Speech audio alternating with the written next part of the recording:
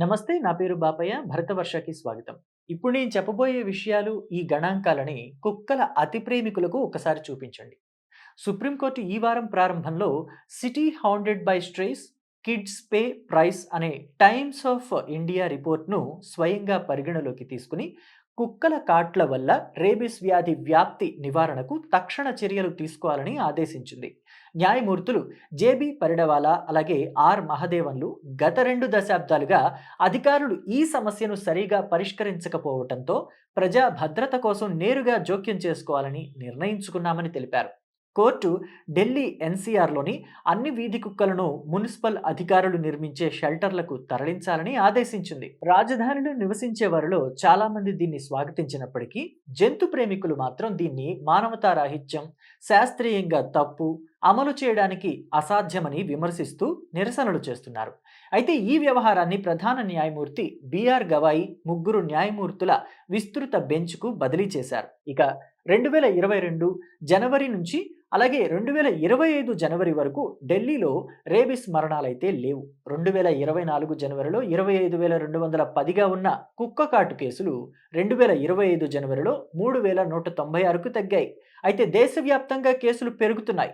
2022లో 21.89 లక్షలు, 2023లో 30.52 లక్షలు, 2024లో 37.15 లక్షలకు చేరుకున్నాయి. 2025 జనవరి ఒక్క నెలలోనే 4.29 లక్షలు నమోదయ్యాయి.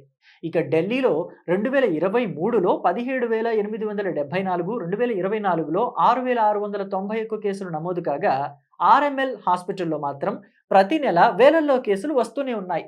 రేబిస్ అనేది మెదడు నర వ్యవస్థపై దాడి చేసే వైరస్ వ్యాధి. లాలాజలం ద్వారా కాటు, గీటు లేదా మ్యూకస్ మెంబ్రేన్ కాంటాక్ట్ ద్వారా వ్యాపిస్తుంది. ఇక లక్షణాలు వచ్చిన తర్వాత దాదాపు 100% ప్రాణాంతకమే. ప్రధానంగా కుక్కలు, తరువాత అవుళ్ళు ప్రధాన వాహకాలుగా ఉన్నాయి దీనికి.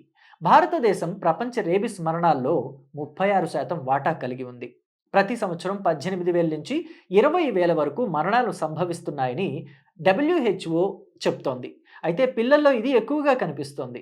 రేబిస్ నివారణలో మొదటి అడుగు కాటు గాయాన్ని వెంటనే సబ్బుతో కడగటం, పారుతున్న నీటిలో కడగటం వంటివి చేయాలి. డబ్ల్యూహెచ్ఓ ప్రకారం కుక్కలకు సామూహిక టీకా వేయటం మనుషులకు రేబిస్ మరణాలు తగ్గించడానికి అత్యంత సమర్థవంతమైన మార్గంగా తెలుస్తోంది. ఇక కుక్కలను చంపడం సమస్య పరిష్కరించడం కాదని, పైగా టీకా కార్యక్రమాలను దెబ్బతీస్తుందని సూచిస్తోంది. రేబిస్ అనుమానం ఉన్న జంతువులను మాత్రమే మానవత్వ రీత్యా మృతి కల్పించడం చేయాలని సిఫార్సు చేసింది. ఇక ప్రతి సంవత్సరం బూస్టర్ టీకాలు వేయటం, కుక్కల స్టెరిలైజేషన్ చేయడం అవసరమని వెటర్నరీ నిపుణులు చెబుతున్నారు. టీకాలు ప్రభావవంతంగా ఉండాలంటే 2 డిగ్రీల సెల్సియస్ నుంచి 8 డిగ్రీల సెల్సియస్ ఉష్ణోగ్రతలలో నిల్వ చేసి రవాణా చేయడం చాలా ముఖ్యం. ప్రభుత్వ టీకాలు తరచుగా కోల్డ్ చైన్ లోపం వల్ల పనికిరావని ఆరోపణలు కూడా ఉన్నాయి. అందువల్ల కొంతమంది ప్రైవేటు సప్లయర్స్ నుంచి టీకాలు కొనుగోలు చేస్తున్నారు. ఇక నిపుణుల ప్రకారం పెద్ద సంఖ్యలో కుక్కలను ఒకే షెల్టర్లో ఉంచితే గొడవలు జరగటం, గాయాలవటం, ఇన్ఫెక్షన్లు సోకటం, ఇన్బ్రీడింగ్, మరణాలు సంభవించే ప్రమాదం కూడా ఉంది.